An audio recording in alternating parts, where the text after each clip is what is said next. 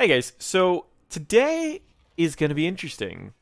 Why the pros play Imperius? So I'll answer a couple questions that have been asked before I even get into this. I'm going to see the future, read your minds. You're going to say, well, Paradox, are there really pros because there's no HEC? Well, my question is Zero is a professional player for Super Smash Brothers, and he's known as one of the professional players for Super Smash Brothers. And there's no series that Nintendo has made. He just has won a lot of tournaments, and he is winning enough tournaments that he can live off of it. Well, we've seen the largest prize tournament since HEC come out, and during this tournament, Imperius is banned about half the time, and he was played probably about 30 to 40% of the time outside of that. So I felt like it was time to bring back the series of Why the Pros Play, as this was essentially all the pros. Great fight right in the beginning, a lot of damage coming out from the Imperius, but I really want to talk about why the pros are playing Imperius and the build that they're playing on Imperius. So the first thing that I want to share is in Division S, we've seen Imperius as both a main tank and a solo laner, and both of them can work. They are slightly different builds, but I've actually seen this one build that I'm going to show you used for both the solo lane and for main tank. While this isn't the one that they usually use for main tank, it is such a good build it can be used for really anything. So Fury is playing Imperius this game. He was part of Looking for More, and now they are part of a different team that competed in the Toasty Gladman tournament, which had a prize pool of $10,000. So the first thing that you see how he's playing him is he's hiding in the bush, he's waiting for very specific moments, and he's jumping out. And it's a pretty aggressive playstyle for it's a pretty defensive playstyle when you're trying to aggressively bully the enemy laner.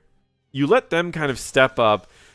They don't get any value from healing off of you. They don't get any value of hitting you with abilities. So if there's someone like a Alarak who gets healed when they hit you, or as many targets as possible, it's a great way to bully them.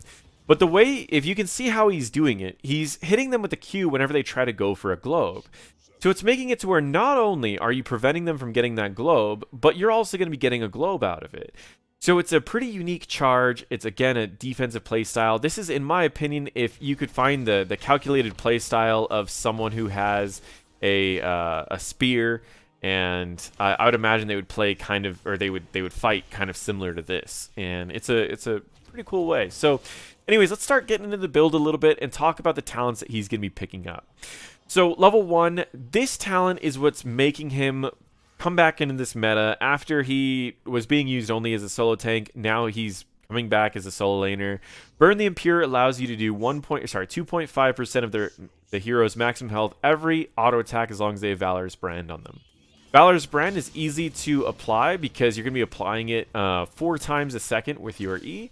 And so pretty much every auto attack you're going to be doing is going to be doing an extra 2.5% as long as you're fighting someone without too many minions nearby.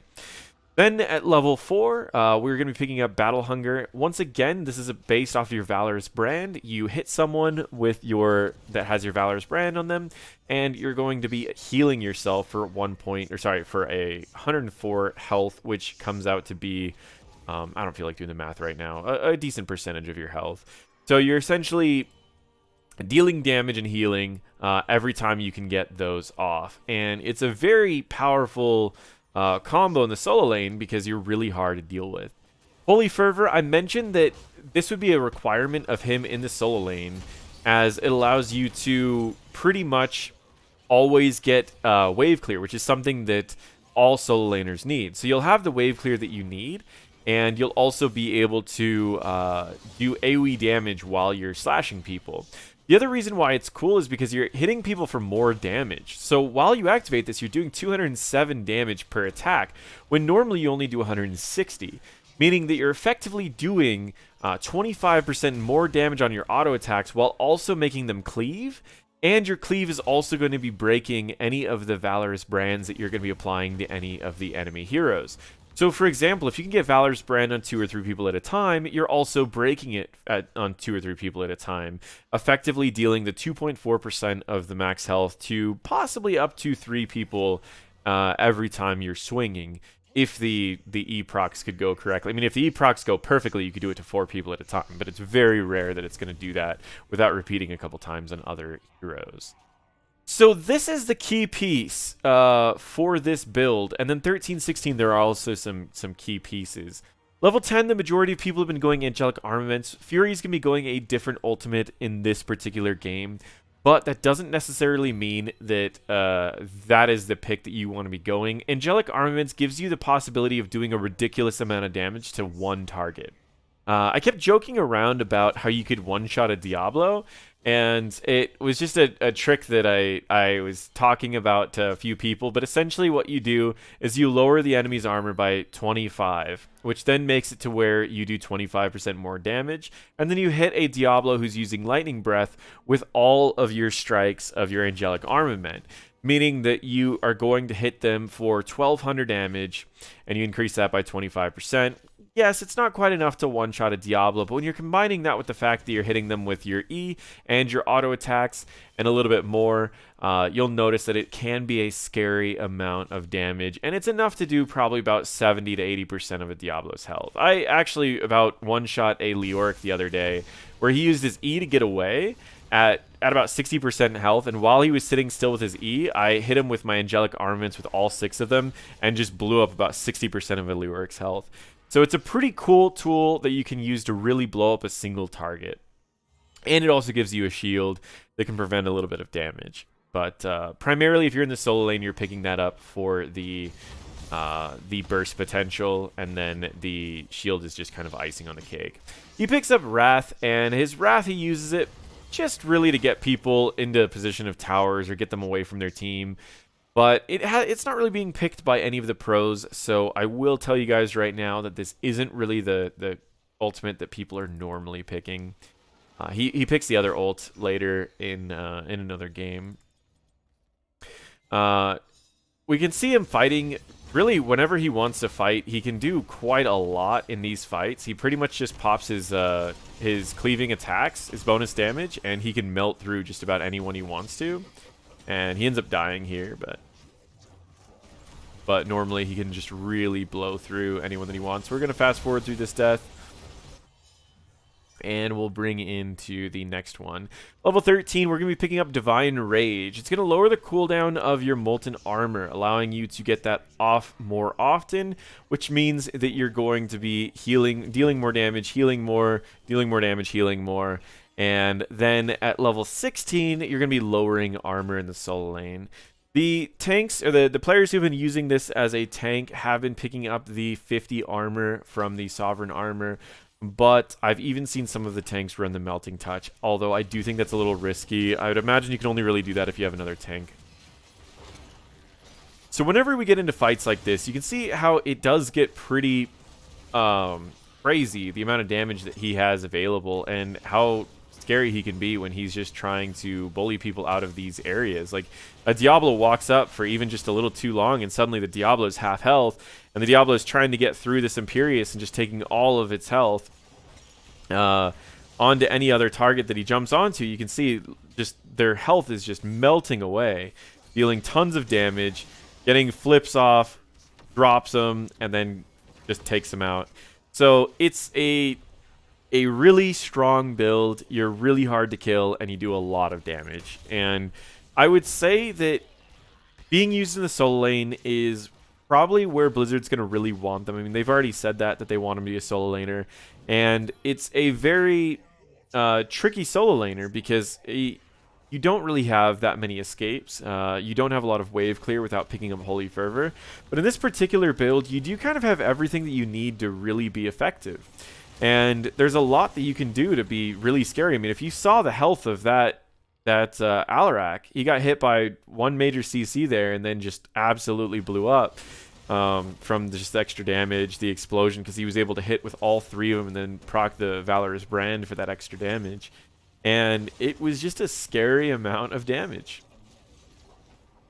So we're going to be reaching the point in this. Again, blowing up another person. He does wake up someone immediately, deals a lot of damage, takes out another person.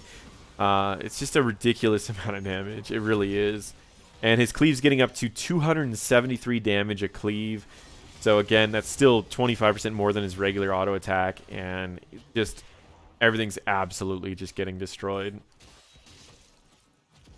So it's not just in the 1v1s, and a lot of solo laners have that problem where outside of the 1v1, they don't bring as much to the team as a lot of other characters might. So for example, if you bring in a Urel to a solo lane, what you're going to notice is that the Urel she'll be scary when you get in the 5-man, but she's not going to be as scary as a lot of the other heroes. Same thing with a Malthael. Malthael in the 4-man isn't really that scary because you're going to be in the 4-man, but you're going to be too squishy to really commit to a lot of the fights. You're just going to blow up, which means you kind of need to stay in the back a little bit. So you can bully in the solo, but then you get in the 4-man and you're just a little scared. Which is why when I did the video on why the pros played Malthael, he kind of focused primarily on the macro side. And when you finally got to the late game team fights, he just kind of waited him out, used a couple abilities, and then got out. And Imperius is not that way at all. Imperius can get in these fights, take a lot of damage for his team, and still be extremely scary, just blowing people up left and right. So that's what I really like about him, is that everything just seems to work out.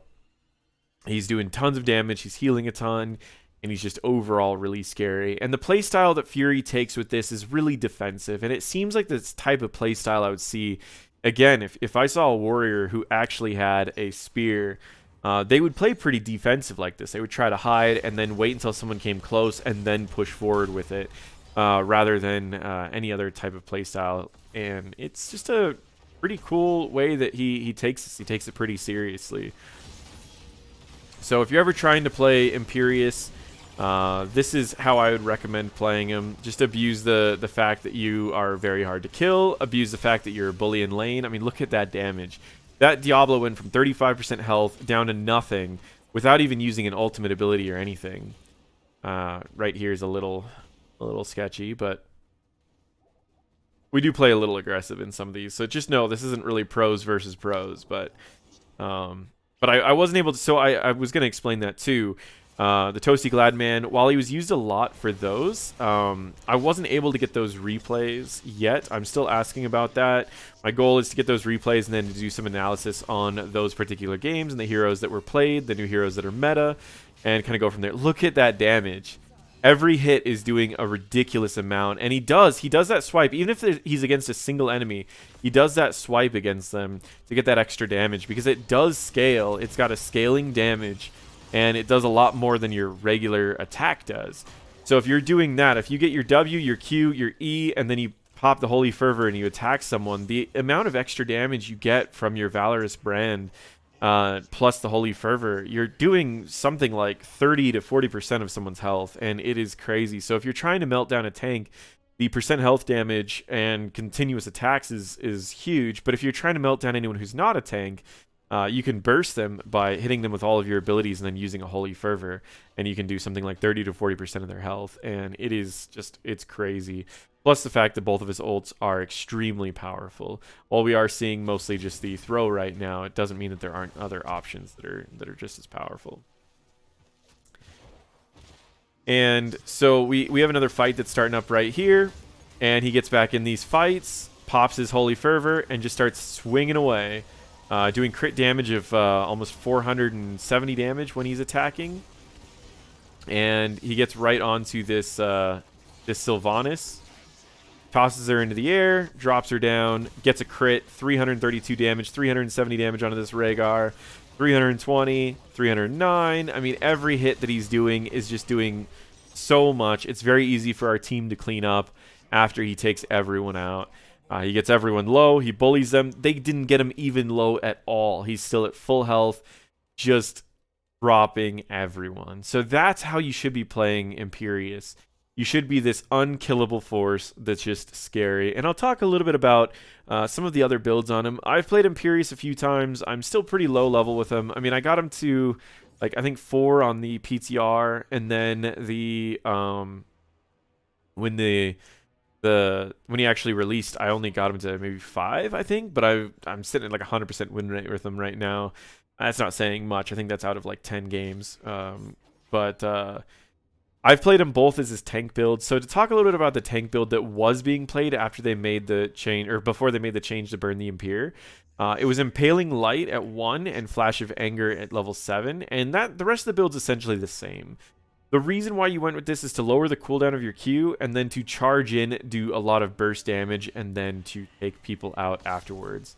But we can see that Fury goes more for the higher damage build and less about the burst. It's higher sustain damage, and I would say a similar amount of burst, honestly. But it reminds me about, and this is the reason, another reason why I don't really like Wrath of Imperius, is because if you miss it, it goes on a full cooldown, and it's pretty rough. It's just not very consistent. If it was a targeted ability, I could see it being a little bit more used, but for now, it's just being used for these friendly games. He does end up picking up Valorous Pursuit, but I would say that these options are pretty good. The Heavenly Host, if you did get that ultimate to upgrade that, or Impervious, which allows you to get a lot of spell armor and be unstoppable for a little bit. So again, wait till his abilities are up. Takes a while to get him low, but then once his abilities are up, he can pretty much just melt down this Diablo as fast as he wants to, and he just needs to get one brand on him, and then he can jump to him whenever he wants to. Doesn't even need that, critting for a lot of damage. So as a solo laner, he is doing a ridiculous amount of damage. 10 kills, 64,000 hero damage, 12,000, 13,000 experience contributed. And his siege damage is the only thing that he's a little bit down on, which we talked about this when Imperius was being released, that his wave clear was really low, his siege damage was really low, but the amount of damage that he brings to a fight against, I mean, look at this. That was a full health Diablo, and he's just dropping him down like it's nothing. And people don't even want to attack him because he has so much self-healing that he's just going to be fine afterwards. It is crazy. So that is why the pros are playing Imperius, and I will try to get a clip or a video of the Toasty Gladman tournament, or maybe some Division S when I can get some of the replays. I'm still waiting on some of those replays, so hopefully this still gives you guys an idea of the build and the playstyle you would use when you are playing as Imperius. And thank you, Fury, for letting me use this replay. Anyways, thank you so much for watching, and feel free to check out any of my other videos.